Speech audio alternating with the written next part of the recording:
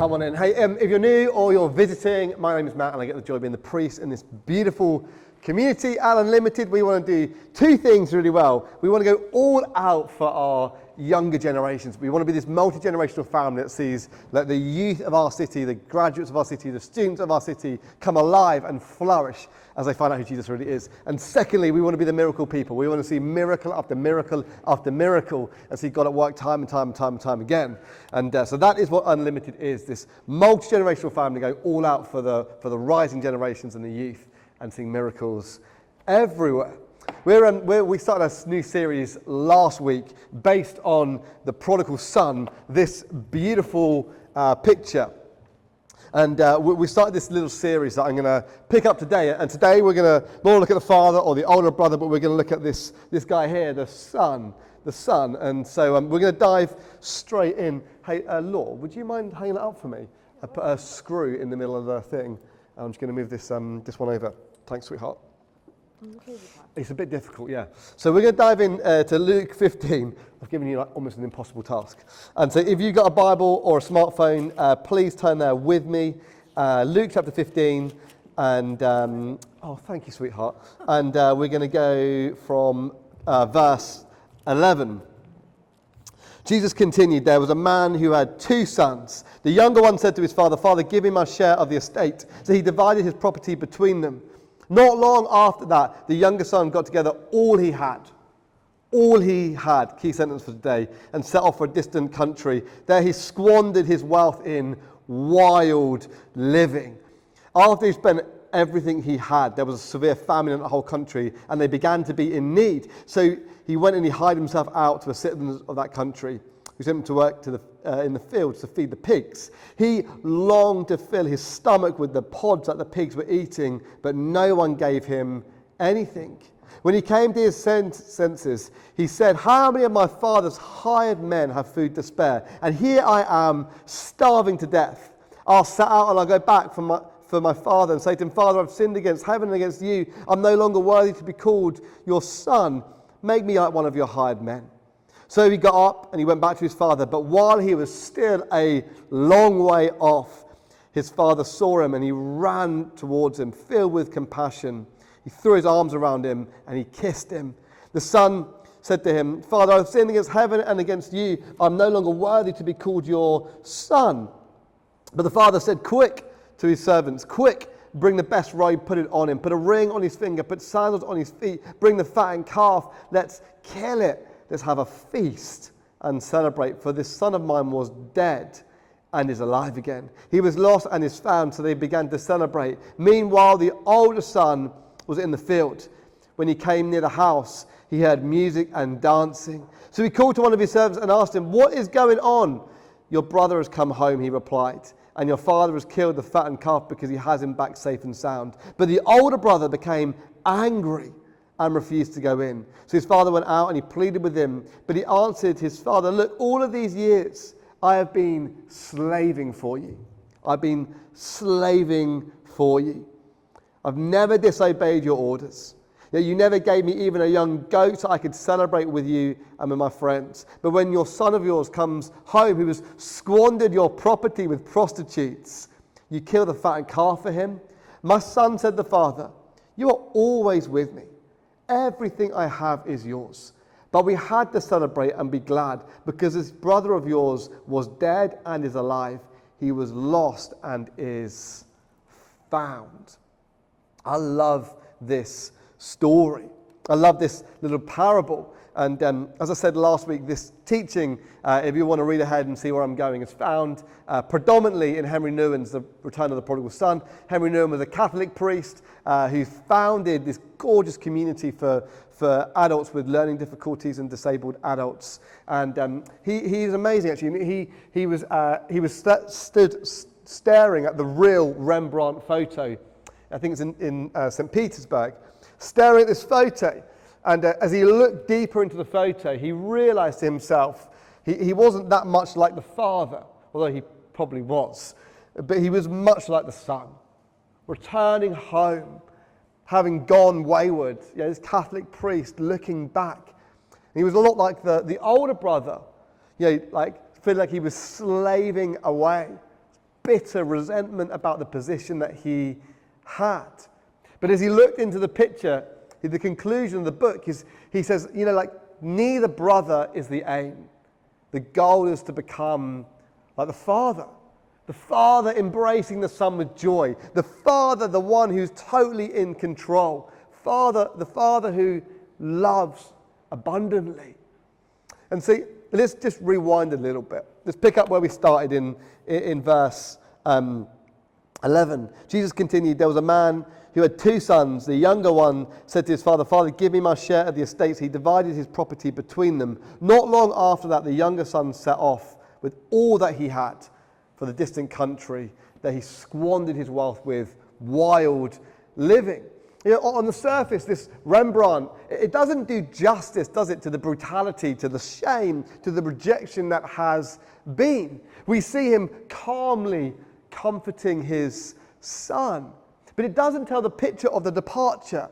A son who wants possessions, not his father's presence. A son who wants independence, not honor or responsibility.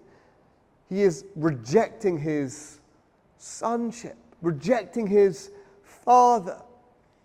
It's interesting, he doesn't come to be a son when he's a hired hand, does he?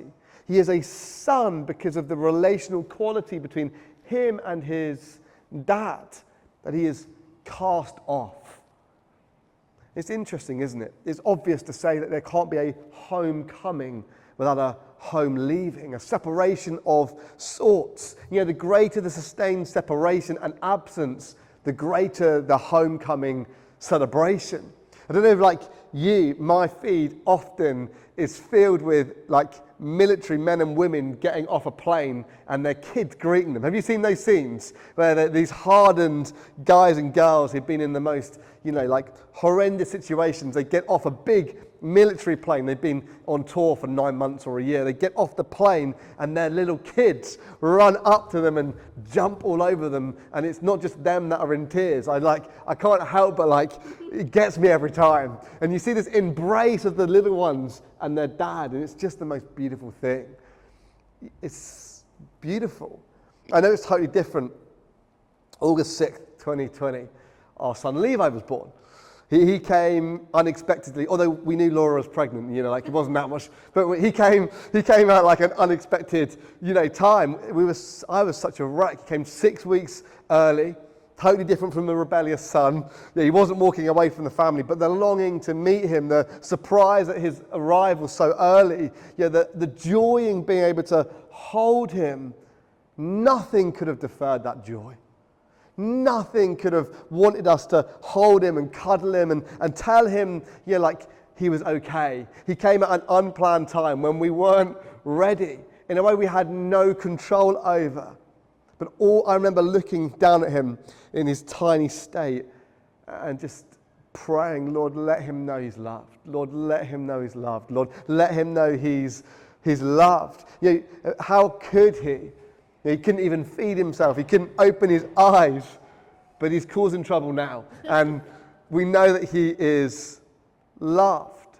I guess the scary thing in that moment as I was praying and holding Levi, we too are like that with God, aren't we?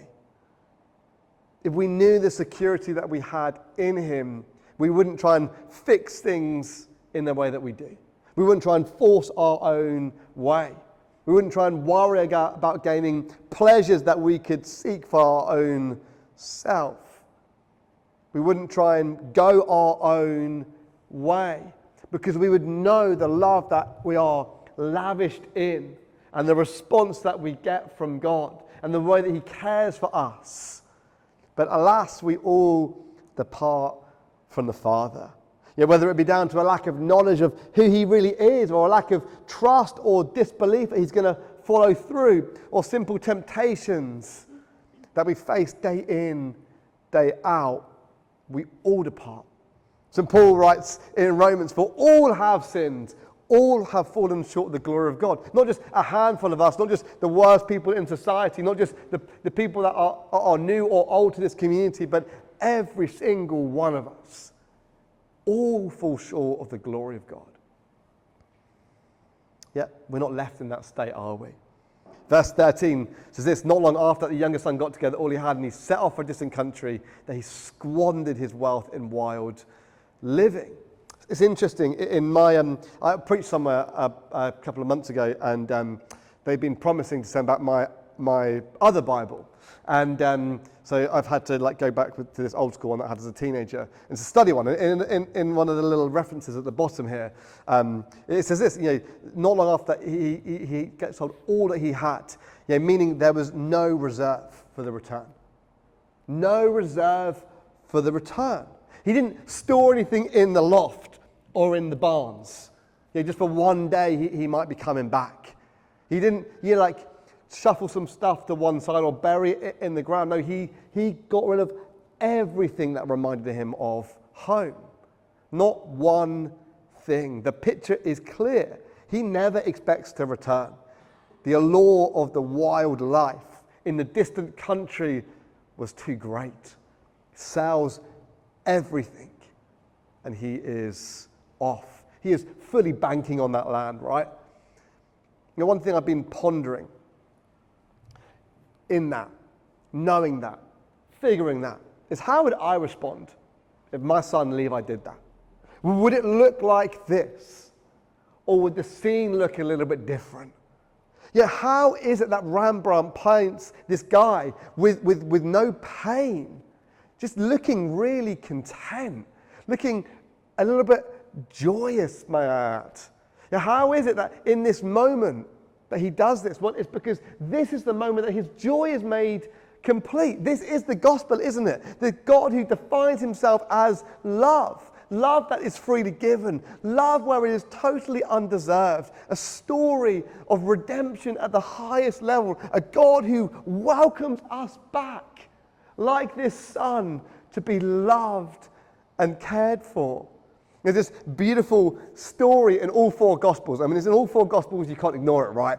Of this woman who goes and washes Jesus' feet. In this day and age where Jesus was around, you'd go for dinner at someone's house and they would wash your feet for two reasons. One, because your feet would be really grimy. You'd be walking through all the stuff that was kind of on the road in open sandals. And secondly, it's a sign of there's something spiritual happening. It was a spiritual cleansing. And so if you went to a respectable person's house, they would get the youngest female servant who was not often Jewish to wash your feet. This doesn't happen to Jesus. Jesus is sort of shown his spot at the table and sort of pushed to one side, and he sits there, and this woman comes in that the Bible describes as a sinful woman.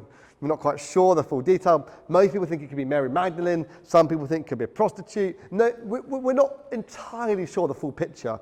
But this woman, she starts to see who Jesus really is. She starts to be embraced by Jesus, starts to be loved by Jesus, and she starts weeping with joy. And she starts to clean his feet, his grimy feet, with her tears and her hair. And the people around the table are like, Jesus, how can this be? How are you letting that happen? This is disgraceful.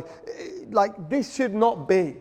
And he says this one line: therefore I tell you, her many sins have been forgiven, as her great love has shown. Whoever forgives little loves little, or whoever has been forgiven much loves much. A loved outworked most beautifully is when it is least deserved, isn't it? Love is the central point of the gospel. Not a church that is filled with do-gooders and people who climb a great ivory tower and become just a little bit better, but the church is full of bad people who have become good. There is no grey scale. It is bad people who have become good. That is the reality upon which we stand. No one is better than anybody else. We are all bad people who have become good through the grace of God and the embrace of the Father. Oscar Wilde famously said, every sinner has a future and every saint has a past. I wonder whether we could just break out this moment. At Unlimited, we like to just have a little conversation around the stuff that we're talking about. And I wonder whether you can think about a time that you felt distant from God. What pulled you away? And what did it take for you to realize the need to come back to him? I want to pick up that quote again from Oscar Wilde. Every sinner has a future and every saint has a past. It's tell a different story just wouldn't be true, would it? Yeah, when it comes to sin, to our wrong standing with God, there is no such thing just as a little bit of sin, is there? All sin breaks God's heart. It's a bit like cancer for the soul that eats away at who we really are, destroys our spiritual well-being. And there's only one way to remove it: an act of divine mercy, an act of divine kindness, an act of divine forgiveness. You know, all of us, like this guy, we deserve to be taken in as a servant. You know, we've spent time in the distant country, in wild living, each one of us. But that's not who we are, is it? We get embraced like this son, so freely, so frequently. This is our story. But if we're really honest, the distant country is the time that we often find ourselves in, isn't it? If we're really honest, often the distant country is quite appealing, isn't it? You know, I wonder if this year we can be real with each other. And what it takes to be real with each other on a real kind of way is to be honest about the spiritual leaving home kind of moments. What does it look like for us? What does it feel like for us? They're the times that do most damage, aren't they? There's a moment in this book I adore and I've come back to several times since reading it. And it's this. It says this, Henry Nouwen says this: leaving home then is much more than a historical event in our lives based on time and place. It is the denial of the spiritual reality that I belong to God with every part of my being, that God holds me safe in an eternal embrace, that I'm indeed carved into the palm of God's hand, hidden in his shadow. Leaving home means ignoring the truth that God has fashioned me in secret, molded me in the depths of the earth, knitted me together in my mother's womb. Leaving home is living as though I do not yet have a home and must look far and wide to find another one. Home is the center of my being, where I can hear the voice that says, "You are my beloved, on you my favor rests." I have heard that voice. It is a never interrupted voice of love, speaking from eternity and giving life. A love, whenever it is heard, that when I hear the voice, I know that I am home with God and have nothing to fear. That is what God is wanting for us. Yet somehow we allow that voice to be drowned out, don't we, by dopamine hits and peer pressure and the normalization of sex in our culture and opportunities for revenge or to hold on to bitterness or anger or to steal or to cheat. Those moments do define us, don't we? But we have a more beautiful picture. We don't have to allow the distant, wild living to dominate our lives. Yet, rather, we can remind ourselves where our home truly is. Our Father's house, where the love is unconditional and the desire is so pure and the joy is palpable and the life is so sweet. So I guess the question that I'm really posing today is this: do you find yourself in a holy struggle in parts of your life? Do you long for a world that you know is not your home? And the places that you have walked away from God altogether, like the son, and packed up everything? Do you hear the Spirit wanting to recreate areas of your life where you feel there is no way back? Do you feel the challenge of the scriptures as you study them and read them and meditate on them and think like, oh my goodness, this changes everything, and not know what to do about it? Because I think this is the business that God is in. It's a fascinating question, but where does the son become the son? It's not in the field, but it's in his heart, right? When he realizes again, my Father is good. My Father is a careful man. My Father is talented and loves. it's interesting. It says this, verse 17, when he came to his senses, he said to himself, how many of my father's hired servants have food to spare, and here I am starving to death. Son and daughtership happens not because of location. It wasn't in the house at the fancy banquet when the robe was put on him that he was made a son. It is relational, not locational. If God is the God of our imaginations, where does it lead us? Does it lead us to the faraway land where we embody the fear of the Son, of harsh judgment, the lack of acceptance? Because that is not who we read about in the scriptures. That's not the God who's proclaimed in the parable. That's not who Jesus describes as his Father. Yet in this moment, there is dancing and drinking.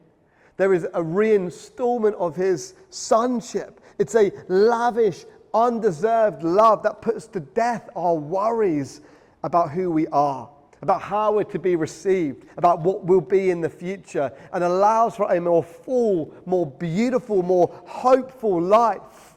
We literally go by on scraping handfuls of pig's feed to a banquet. We go from the anxiety of the unknown to being reinstated sons and daughters. We go from allowing the world around us to dictate who we are and whose we are, to hearing the voice of the Father. This was always my plan for you. How gorgeous is that? So here's where I conclude.